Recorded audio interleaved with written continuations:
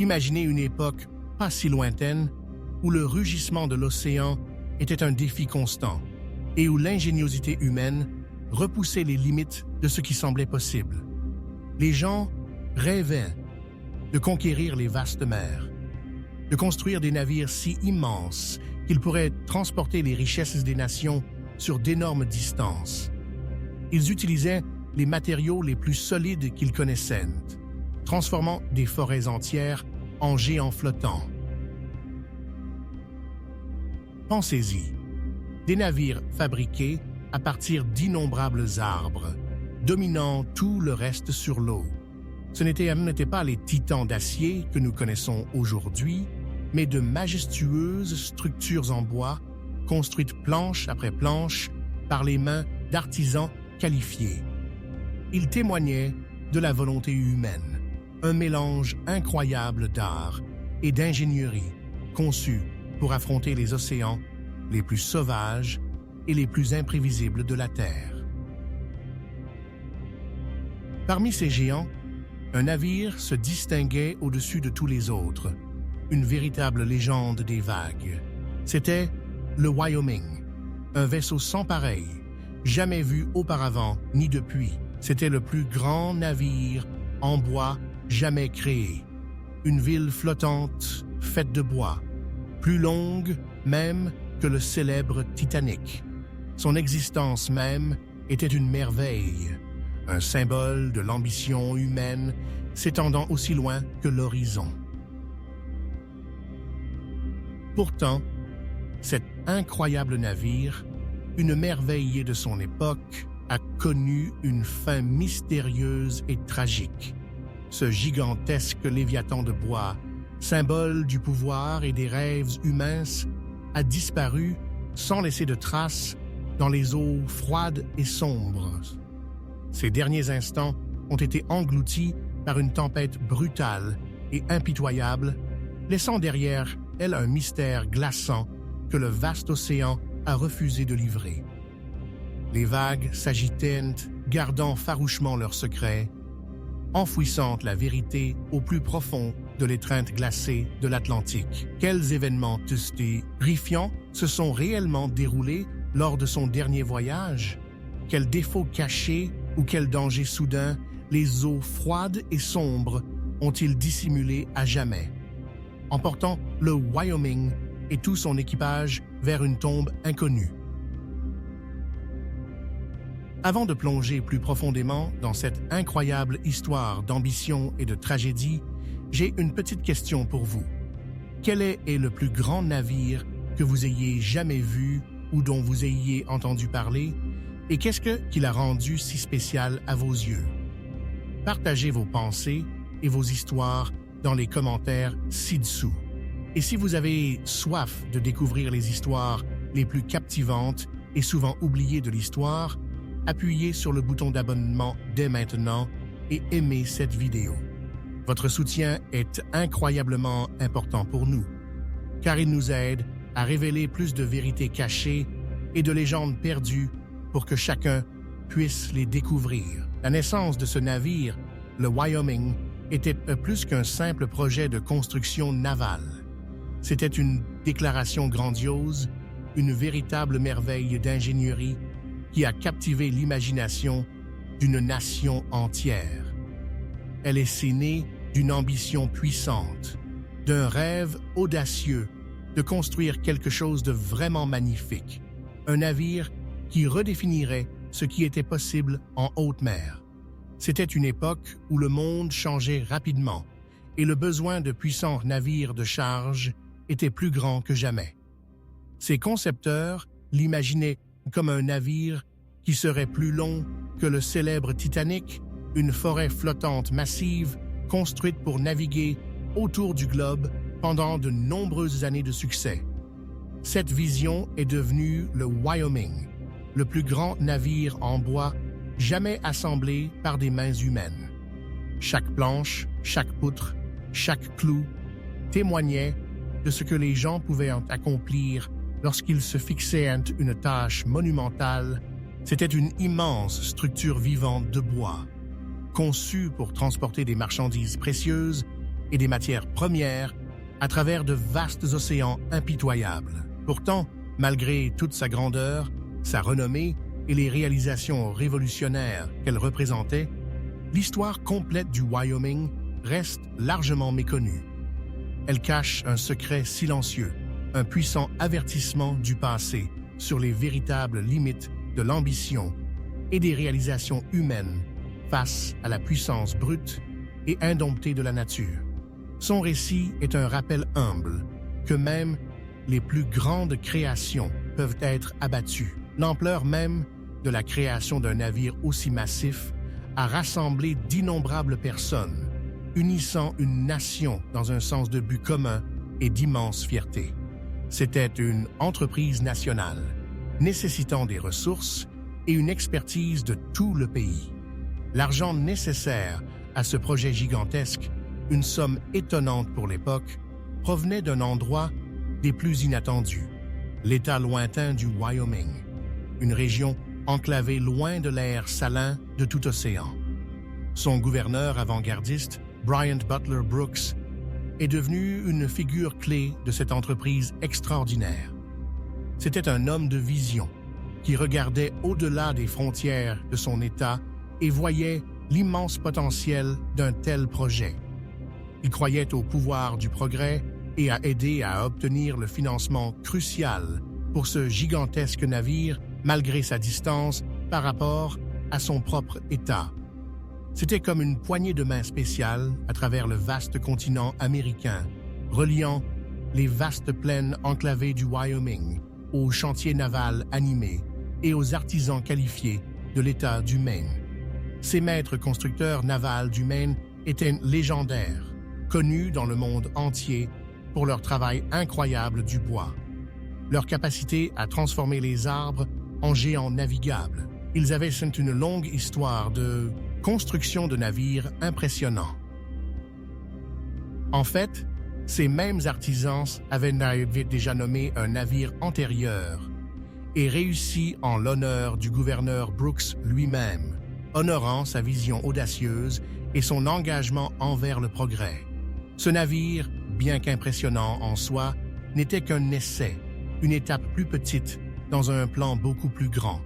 Il préparait discrètement quelque chose d'encore plus grand, une merveille encore plus incroyable du monde de la construction navale. Un navire qui redéfinirait complètement ce qui était possible en construisant avec du bois. Ce serait leur chef-d'œuvre. Le jour du lancement du Wyoming fut un jour d'immense excitation et d'anticipation nerveuse, mais il fut aussi rempli de grands drames. Des milliers de spectateurs se sont rassemblés, leurs visages mêlant admiration et attente, tous désireux d'assister à cet événement historique. C'était un moment que tout le monde attendait, un grand spectacle de puissance, d'ingénierie et de grâce incroyable. L'air était rempli de cris de joie, des clameurs d'hommes et du bavardage nerveux de la foule. La jeune fille du gouverneur Brooks avait eu le grand honneur de baptiser le navire. Une bouteille de champagne à la main, elle se tenait prête à la briser contre la proue, une tradition intemporelle symbolisant la bonne fortune et un voyage sûr pour le navire. Tout le monde retenait son souffle, attendant le moment parfait, le signal pour que l'énorme navire commence sa lente glissade dans l'eau. Mais alors, quelque chose de complètement inattendu et de terrifiant s'est produit. L'énorme coque, pesant des milliers de tonnes, une structure colossale de bois, a commencé à glisser sur les cales de lancement graissé plus tôt que prévu. Elle a bougé avec une force soudaine et imparable, prenant tout le monde complètement au dépourvu et provoquant une vague de panique dans le chantier naval. Le navire s'est lancé sans attendre la fin de la cérémonie. Des hommes travaillant sous l'immense navire, apportant les dernières touches à sa coque, ont dû se précipiter pour sauver leur vie. Ils ont couru contre le poids écrasant du géant en mouvement, échappant de justesse à être écrasés par l'immense coque en bois alors qu'elle prenait de la vitesse. Ce fut un moment terrifiant. un quasi-désastre au tout début de la vie du navire, un sombre présage pour certains qui ont été témoins du chaos. Alors que le Wyoming entrait finalement dans l'Ish avec un colossal splash, en voyant des vagues s'écraser sur le rivage, un autre détail étrange et inhabituel est apparu. En haut de ces mâts imposants, s'élevant vers le ciel comme des arbres anciens, flottait un drapeau qui a dérouté de nombreux spectateurs. Ce n'était pas un drapeau de navire traditionnel, portant les symboles d'une compagnie maritime, ni une bannière nationale affichant fièrement les couleurs d'un pays. Au lieu de cela, le drapeau montrait la marque personnelle de bétail du gouverneur Brooks, un symbole des vastes ranchs du Wyoming. Les gens sur les quais bondés se chuchotaient, s'interrogeant sur ce choix très inhabituel. Pourquoi une marque de bétail, un symbole du Far West et des prairies ouvertes, flotterait-elle sur les mâts du plus grand navire en bois du monde, un vaisseau destiné au grand large? C'était un spectacle unique et légèrement déroutant, ajoutant à la mystique et à la légende de ce nouveau géant des mers. Ce drapeau inattendu faisait allusion aux origines véritablement uniques et enclavées du navire, le liant à jamais aux vastes espaces ouverts de son état éponyme plutôt qu'aux traditions maritimes salines de longue date. C'était un rappel visuel du lien audacieux entre des terres lointaines. Une fois entièrement à l'heure et flottant fièrement, le Wyoming se révéla véritablement comme un titan des mers. Sa taille était tout simplement stupéfiant et un spectacle qui laissait même les marins expérimenter sans voix. Elle s'étendait sur une incroyable longueur de 450 pieds de la proue à la poupe. Pour vous donner une idée claire de cette longueur immense, c'est plus long qu'un terrain de football américain standard, ou même que le célèbre et malheureux Titanic. C'était un véritable mastodonte. Elle avait 6 mâts massifs et imposants qui s'élevaient incroyablement haut dans le ciel, comme une forêt d'arbres anciens et puissants atteignant les nuages eux-mêmes. Ces énormes mâts étaient conçus pour supporter de vastes voiles, couvrant une surface totale de 12 000 verges carrées. Imaginez prendre un terrain de football entier et en couvrir chaque centimètre carré de toile, et vous commencerez à avoir une idée de la quantité de voiles que portait le Wyoming. Chaque centimètre de sa structure colossale était fait du bois de pin le plus fin et le plus solide, un témoignage des ressources naturelles de l'époque. Cela a nécessité l'étonnante quantité de 1,5 million de pieds de bois, une quantité presque impossible à imaginer. C'est assez de bois pour construire des centaines de grandes maisons, créant une ville entière à partir du matériau d'un seul navire. Rassembler, façonner et assembler cette énorme quantité de bois fut une tâche herculéenne, nécessitant d'innombrables heures de travail de la part de charpentiers, de scieurs et d'ingénieurs qualifiés. Les bruits de marteaux, de scie et l'odeur de pain frais ont rempli l'air pendant des années, tandis que cette merveille de bois prenait lentement forme. Chaque planche a été soigneusement sélectionnée et méticuleusement placée, contribuant à la force et à la beauté globale du navire. Le vaisseau fini n'était pas seulement un navire, c'était un chef-d'œuvre flottant de matériaux naturels et de savoir-faire humain. Cette bête colossale en bois n'a pas été construite uniquement pour le spectacle ou pour battre des records. Elle a été méticuleusement conçue pour créer d'immenses richesses. Ces vastes cales, des espaces caverneux profonds à l'intérieur de sa coque, pouvaient transporter l'étonnante quantité de 6000 tonnes de charbon. C'était une période critique de l'histoire où le charbon était la pierre angulaire des industries et des foyers, alimentant les usines, chauffant les villes et stimulant l'économie mondiale. Transporter une quantité aussi massive de charbon efficacement à travers les océans était incroyablement rentable, apportant d'énormes gains financiers à ses propriétaires et investisseurs. Chaque clou enfoncé, chaque planche fixée, chaque corde tressée était mise en place dans le but ultime de gagner de grandes richesses. Le Wyoming était une centrale mobile du commerce international, un symbole véritable et puissant de la puissance industrielle et de l'ingéniosité humaine révolutionnaire. Son existence même a remis en question ce que les gens pensaient être possible dans le domaine de la construction navale, repoussant les limites de la technologie et du design. Elle était une merveille à contempler, un témoignage de l'ambition sans limite de l'époque, un navire qui incarnait l'esprit de progrès et d'expansion. Elle transportait non seulement du charbon, mais aussi les espoirs et les rêves d'un monde industriel en plein essor. Mais sa taille massive, qui était sans aucun doute sa plus grande force et la source de tant de fierté, s'est également avérée être sa plus grande faiblesse. C'était une malédiction cachée, un défaut de conception inhérent qui la hantrait tout au long de sa vie difficile, parce qu'elle était incroyablement longue et entièrement construite en bois, un matériau qui se courbe et se plie. Les forces puissantes de l'océan essayaient constamment de la déchirer. Lorsque le navire était vide, sans aucune cargaison lourde dans ses vastes cales, son milieu se soulevait légèrement. Les constructeurs navals avaient un terme spécifique pour ce phénomène. Ils l'appelaient le hogging, l'arc.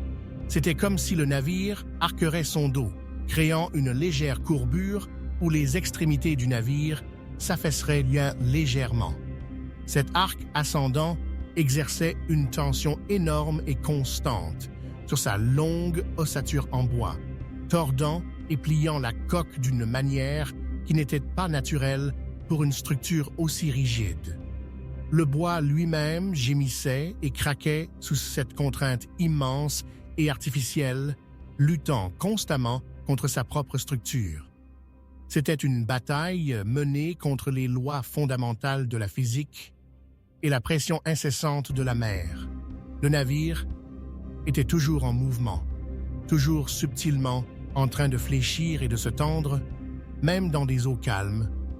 Un géant rendu vulnérable par ses propres dimensions impressionnantes. Puis, lorsqu'elle était complètement remplie de charbon lourd et dense, le problème structurel exactement inverse se produisait. Sa section centrale s'affaissait vers le bas, un problème connu sous le nom de sagging, l'affaissement. Cela faisait remonter légèrement les extrémités du navire, créant une courbe vers le bas dans sa puissante coque. Imaginez une très longue planche de bois flexible avec un poids lourd placé juste au milieu. Elle se plie considérablement sous la pression. Cette flexion et cette courbure constante, alternant entre l'arc hogging à vide et l'affaissement sagging à pleine charge, selon entièrement sa cargaison, l'ont gravement affaibli avec le temps. C'était une bataille incessante et implacable contre les forces invisibles de la gravité, le poids changeant de sa cargaison et le mouvement incessant de la mer.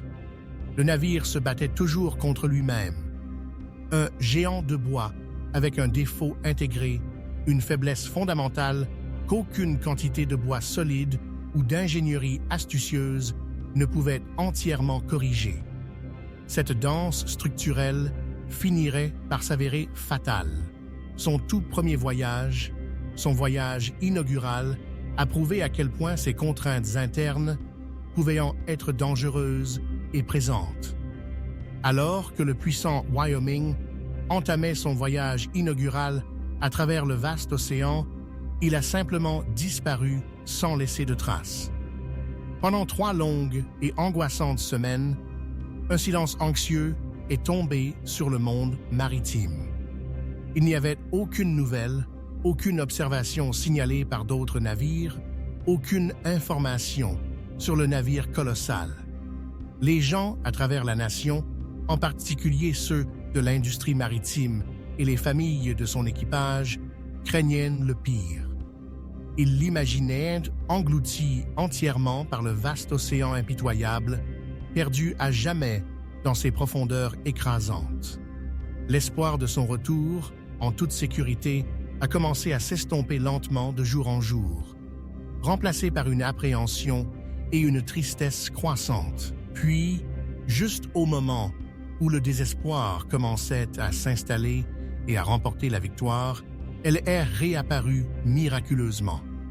Le Wyoming, malmené mais non brisé, est finalement revenu au port, marqué et montrant tous les signes évidents d'avoir enduré une tempête brutale et horrible. Il avait affronté la pleine fureur de la mer et, contre toute attente, il avait survécu un témoignage de l'habileté de ses constructeurs et de la pure résilience de sa conception. Malgré ces défis structurels connus, ce fut un début de carrière dramatique et terrifiant, une préfiguration claire et glaçante de la lutte continue et épuisante qu'elle mènerait toujours contre les forces puissantes et implacables de la nature. Cette bataille initiale laissait présager la lutte plus profonde et constante qui définirait son existence sur les eaux libres et perfides, poussant toujours sa structure en bois à ses limites. Malgré ses défauts de conception inhérents et la lutte constante et invisible contre les forces implacables de l'océan, le Wyoming a réussi à défier les probabilités pendant une période significative. Sa carrière en haute mer a rapporté d'immenses richesses à ses propriétaires, remplissant la grande promesse de sa construction impressionnante. Il a navigué sur les eaux dangereuses, transportant fidèlement sa précieuse cargaison de charbon et prouvant que même avec ses défis, il pouvait être un navire très rentable et réussi. Cette période de sa vie opérationnelle a également vu ses propriétaires et ses constructeurs faire face à une épreuve morale importante. Une guerre mondiale dévastatrice a éclaté, ce qui a fait grimper en flèche les coûts de transport et les tarifs de frais à des niveaux sans précédent. De nombreux propriétaires et constructeurs de navires de l'époque ont profité de cette situation désastreuse, augmentant leurs prix de manière astronomique et réalisant d'énormes profits, souvent injustes, grâce à la crise. C'était une période d'immense cupidité pour certains. Cependant, les personnes de principe derrière le Wyoming ont fait un choix très différent et courageux. Elles ont décidé de s'en tenir à leurs tarifs initiaux, plus bas, honorant leurs accords, même lorsqu'elles auraient pu gagner beaucoup plus d'argent. Cette décision n'était pas de maximiser les profits en période de souffrance généralisée. Il s'agissait de défendre l'honneur, l'intégrité et la loyauté envers leurs clients et leurs paroles. Ils ont choisi de tenir leurs paroles et leurs accords en cours, plutôt que de chercher un profit supplémentaire et exploiteur en temps de crise mondiale. Cette loyauté et cette profonde intégrité semblaient de garantir son succès continu, instaurant une forte confiance et une bonne volonté parmi ceux qu'ils servaient. Cela suggérait qu'une telle approche de principe serait en quelque sorte récompensée par le destin, que ses actions honorables la protégeraient des dangers de la mer. Cependant, comme l'histoire nous le rappelle souvent, le destin a ses propres plans mystérieux et imprévisibles, des plans que même les meilleures intentions et les actions les plus honorables ne peuvent pas toujours changer. Même les choix les plus nobles ne pouvaient finalement pas modifier la destinée ultime et inévitable d'un navire, surtout face à la puissance écrasante de la nature. Le Wyoming, malgré sa vertu, restait un navire en bois dans un monde d'acier et de tempêtes. L'année 1924 a marqué un tournant glaçant dans l'histoire du Wyoming, une période où des événements étranges et troublants ont commencé à se dérouler mystérieusement autour du navire. C'était presque comme si le navire lui-même, une entité vivante et respirante de bois et de voile, savait d'une manière ou d'une autre que quelque chose de monumental allait changer.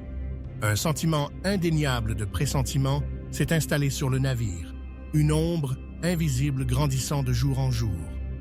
D'abord, un marin, membre de son équipage expérimenté, a soudainement et complètement disparu du navire sans laisser de traces. Tout ce qui a été trouvé dans sa cabine était une simple note griffonnée à la hâte, ne contenant qu'un seul mot glaçant: « Au revoir ». Cela a laissé tout le monde à bord, et ceux qui ont entendu l'histoire plus tard, complètement perplexes et profondément mal à l'aise. Était-ce un accident tragique, une vague sel, et rate l'emportant? Le marin a-t-il sauté dans le noir abîme de son propre gré? Ou y avait-il quelque chose de bien plus sinistre et inexpliqué en jeu à l'intérieur des confins en bois du navire? Le mystère s'épaississait à chaque heure qui passait, jetant une ombre sombre sur les voyages autrement ordinaires que le Wyoming effectuait. Ce fut un incident étrange et profondément troublant qui laissa de nombreuses questions sans réponse, des questions qui entraient à jamais la mémoire du navire.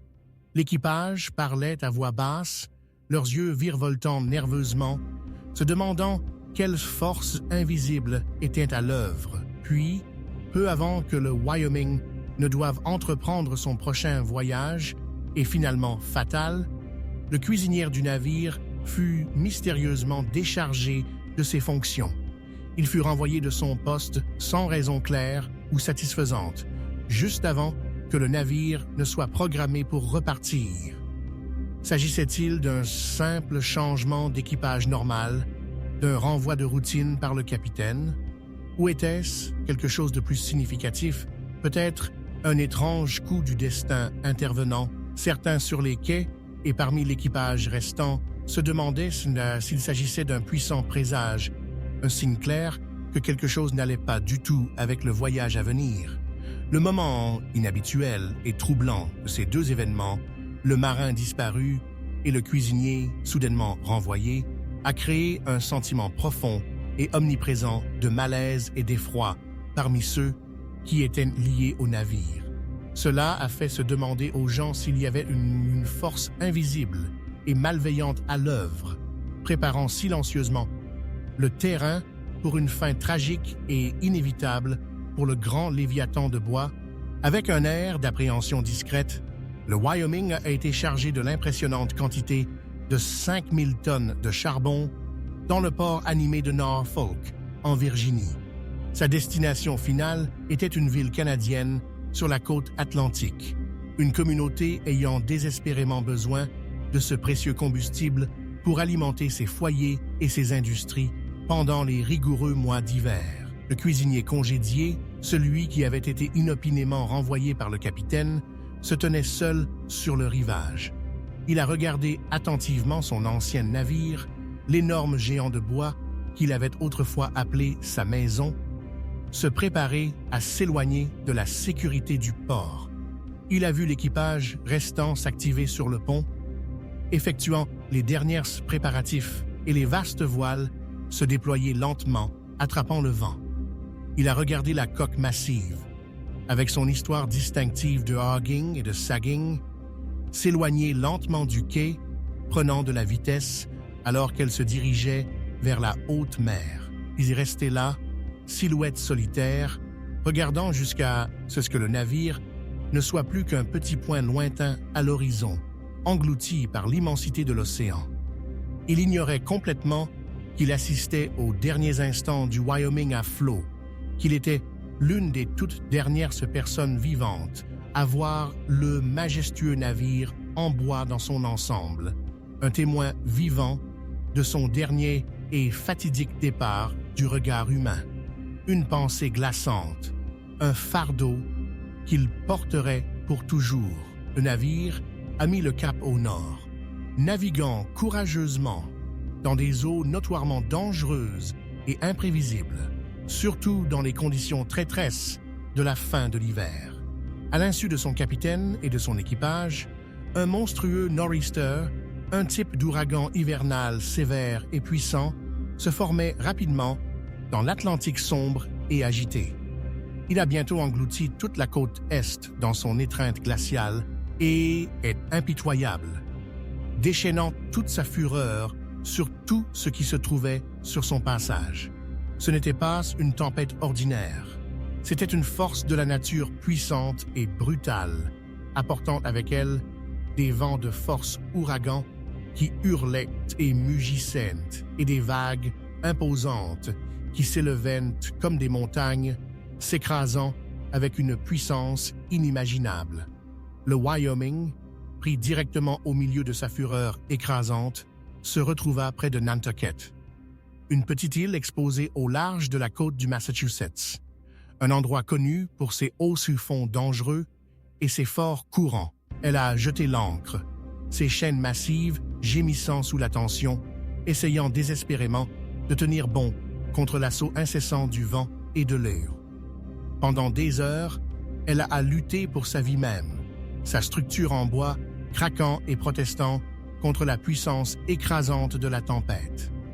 Les vagues étaient énormes, s'écrasant sur ses ponts avec une force incroyable et destructrice, menaçant de la déchirer planche par planche. Même des navires beaucoup plus petits et légers pris dans la même tempête étaient emballottés comme des jouets impuissants, violemment projetés sur leur plate-bord. Ce terme terrifiant signifie qu'ils étaient poussés presque complètement sur le côté, frôlant le chavirement et déversant leur contenu et leur équipage dans les profondeurs glaciales. Pour un navire aussi gigantesque que le Wyoming, entièrement en bois et déjà affaibli par des années de contraintes, ce fut une épreuve de force et d'endurance inimaginable, la poussant au point de rupture absolue. Le hogging et le sagging constant, les points de contrainte inhérents à sa coque en bois incroyablement longue, étaient maintenant poussés à leur limite absolue et ultime par la mer déchaînée et impitoyable. Chaque planche, chaque clou, chaque joint, chaque pièce de sa structure colossale gémissait, se tendait et grinçait sous l'immense pression écrasante. Elle se battait contre la puissance écrasante et imparable de la tempête, un combat qu'elle ne pouvait pas gagner, quelque part pendant la nuit terrifiante. Et d'un noir absolu du 11 mars, l'impensable s'est finalement et tragiquement produit. La coque massive en bois, qui s'était tendue, tordue et fléchie pendant des années à cause du hogging et du sagging constant de sa longue vie en mer, ne put tout simplement plus résister. Son intégrité structurelle, déjà compromise, a finalement cédé. La force brutale et implacable du Nor'easter, combinée aux faiblesses structurelles inhérentes et inévitables du navire, s'est avérée être trop écrasante pour le géant de bois. Le Wyoming, le plus grand navire en bois jamais construit, a cédé sous l'immense tension. Ce fut une défaillance catastrophique, un bruit fort de claquements et d'éclatements qui a brièvement résonné à travers le rugissement assourdissant de la tempête, un son que aucune âme vivante n'entendrait plus jamais. L'énorme coque en bois s'est brisée net en son milieu, une séparation complète et soudaine sous la tension immense et impitoyable. Les moitiés brisées du navire autrefois fier, maintenant en morceaux et vaincus, ont rapidement succombé aux profondeurs glaciales de l'océan Atlantique. L'eau glaciale s'est précipitée, réclamant le vaisseau autrefois magnifique, le tirant dans son étreinte sombre avec une vitesse terrifiante. Les 14 amenés à bord, le courageux capitaine et tout son équipage dévoué ont coulé avec le navire, piégés dans son étreinte de bois qui s'effondrait. Elles ont péri dans les eaux glaciales et tumultueuses, victimes de la mer impitoyable et des limites structurelles ultimes de leur géant de bois. Ce fut une fin tragique et soudaine pour un navire qui avait défié les attentes si longtemps, un rappel silencieux et glaçant de la puissance ultime et indéniable de la nature, sur même les créations humaines les plus grandes et les plus ambitieuses. L'océan avait finalement réclamé son prix, ne laissant derrière lui que le silence, le mystère et l'agitation incessante des vagues. Quelques jours après le passage de la tempête monstrueuse, laissant derrière elle un océan cicatrisé et désolé, des morceaux éparpillés du grand léviathan de bois ont commencé à s'échouer. La mer, à sa manière froide et indifférente, a restitué de petites parties brisées du navire comme pour confirmer son destin tragique au monde en attente. C'était des indices lugubres, des témoins silencieux des derniers instants du Wyoming, des gilets de sauvetage dégonflés et gorgés d'eau ont été retrouvés flottantes au milieu des débris, tristes vestiges qui n'offraient aucun espoir de survie à quiconque. Une énorme section de mât, impressionnante par ses 72 pieds de long et son épaisseur de tronc d'arbre, est également apparue, un rappel frappant et puissant de la taille immense du navire, même dans son état brisé et vaincu. Et puis, la plaque distinctive du nom du navire, portant le fier nom Wyoming en lettres grasses, a été découverte, une confirmation obsédante de sa perte. Ces morceaux étaient comme des indices tristes et cryptiques, racontant lentement l'histoire fragmentée des derniers instants désespérés du navire. Ils parlaient d'une lutte, d'une bataille monumentale menée contre des chances écrasantes, une bataille finalement perdue dans les eaux tumultueuses de l'Atlantique. Chaque morceau était un murmure des profondeurs, un sombre écho du navire qui fut, finalement. L'épave principale du Wyoming a été localisée sur le fond marin froid et sombre, un monument brisé à sa propre fin tragique et soudaine. Elle gisait là, fragmentée et vaincue, un témoignage silencieux du pouvoir de la mer. Parce que le navire coulé, avec sa taille colossale, était considéré comme un grave danger pour les autres navires passant dans les couloirs maritimes très fréquentés, une décision difficile a été prise. Il devait être délibérément détruit. Cela signifiait que la preuve physique du plus grand navire en bois jamais construit, la preuve tangible de son ambition, de son ingénierie révolutionnaire et de sa chute finale, a été délibérément retirée du fond de l'océan. Ses vestiges ont été brisés et dispersés, dissolvant sa présence physique et effaçant le lien direct et tangible avec son incroyable histoire. Ce fut une disparition finale et silencieuse, ne laissant derrière elle que les histoires durables et les légendes chuchotées d'un géant oublié. Pourtant, même après sa destruction physique, le fantôme du Wyoming demeure, naviguant dans la mémoire collective de l'histoire maritime. Son histoire, un mélange puissant et poignant de triomphe de l'ingénierie humaine et de la force tragique et indomptée de la mer, continue d'être racontée et re-racontée.